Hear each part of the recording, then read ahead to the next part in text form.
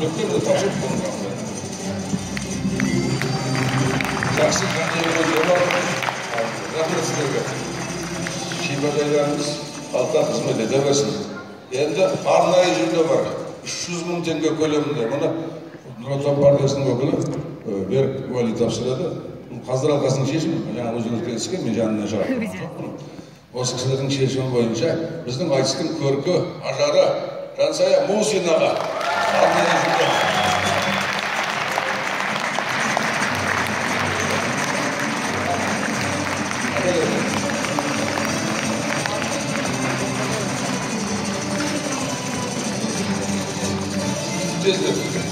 Жансая, қалай байқалмасын ғой, бұл да бір қызық. Айтылайды, алдыңа мерейданып қайт, bizim айтыстың көркі Жансая.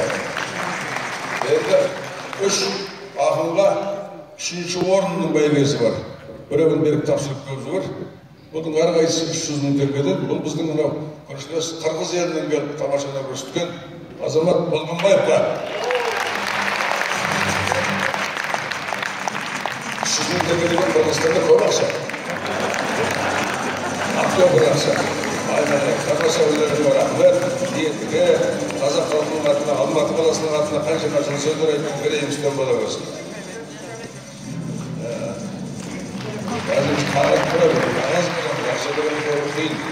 Енді осындай 3-ші орынның бәйгесін Есмұқан Обаев профессор тапсырады 2 адамға. Оның біреуі Шалқарбай Ізбасаровқа Атыраудан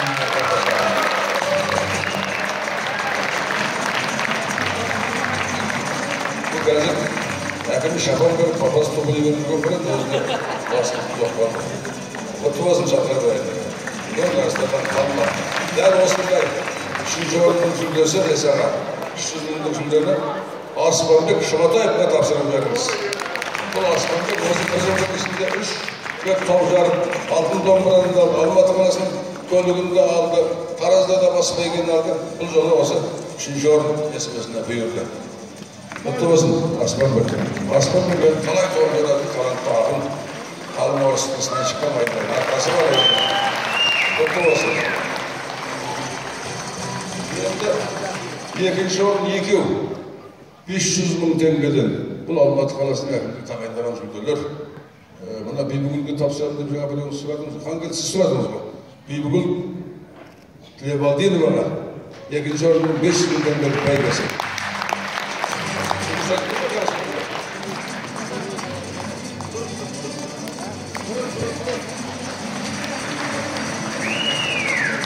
Құтты болсын, Алматы қаласының өзі ақыны болды.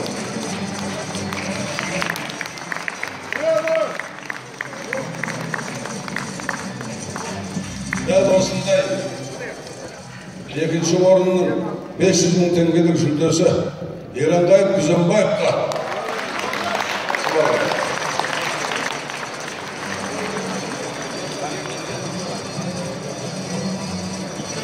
Құтты болсын, қайындар.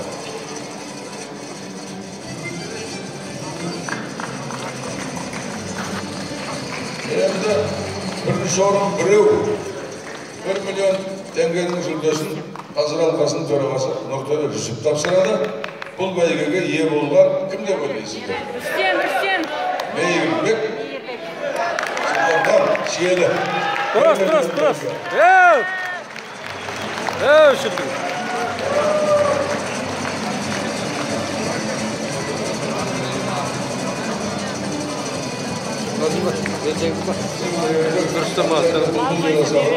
Мен талантты әлеуетті ақындарының құтты болсын бәйген қайнады.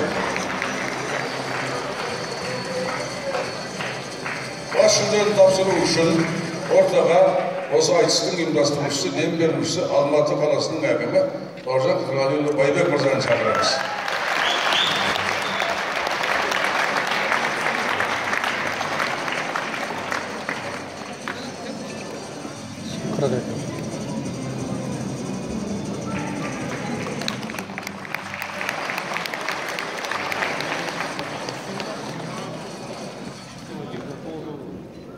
Аса құрметті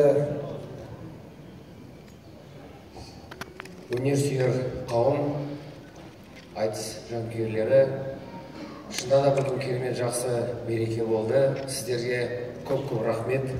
Бүгін өздеріңіз білетіндей біз осы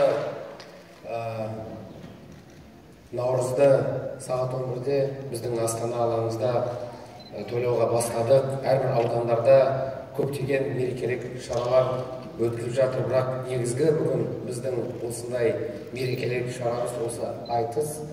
Елбасы тәуелсіздік алған бері бірінші күндерден бастап айтысты қолдап келе жатыр. Нұрсұлтан Әбішұлы Нұр Отан партиясы төрағасы ретінде әрқашанда айтады, айтыстың Нұр Отанмен табиғаты бір. Ашық болу керек, әділ болу керек, сын айтылу керек. Сол арқылы біз көп жетістіктерге де жетеміз. Халықтың ауызбіршілігін күшейтеміз.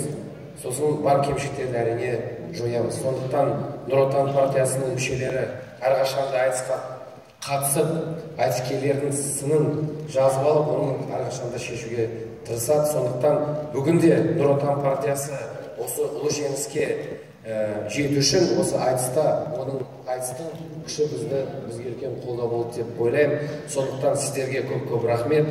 Бүгін керемет жақсы сайыс болды. Әрине, сын айту қиын. Қиыншылықтарды жою, сын айту оңай, бірақ қиыншылықтарды жою қиын болады. Сондықтан біз де Алматы қаласында халыққа ашық түрде Алматының 2020 бағдарламасын ұсынып, халықтың ой пікірін біліп, жағдайды біліп, оны бәрін сіздердің қолдауларыңызбен шешуге тырысамыз. Сондықтан да біздің елімізде тыныштық, келісім, бейбітшілік, тұрақтылық болса, онда біз елбасы айтқандай ең дамыған 30 мемлекеттің арасына кіретін боламыз. Сондықтан ағайын, бірге болса, дағы үлкен алатын биіктеріміз алды. Жүрсін ағамызға көп-көп рахмет. Әрқашанда керемет жақсына соншама жылдарды айтысты арқалап келе жатыр. Ағаларымызға Нұртөре Жүсіп ағамыз бастаған осы қазылар алқасына көп-көп рахмет. Әрине шешім қабылдау өте қиын, біреуіне жағады, біреуіне жақпайды. Дегенмен бүгін керемет жақсы айтыс болды. Әділ шешім болды деп ойлаймын. Айтыскерлер бәріне келіп, бәрі келгендері ақшалады ғой. Жүрсін Ерман, енді өзіміз айтыс өткізген кезде қорқамызды, ешқашанда бюджетке сыймайды. Бірақ енді бәрімізді айтыскерлерді қолдауға тырысамыз. Қазақ бар жерде айтыс болады.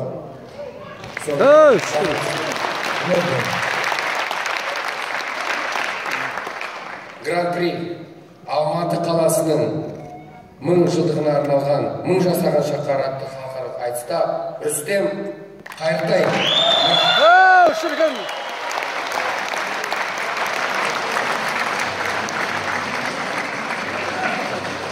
Рүстем, бір шумақ.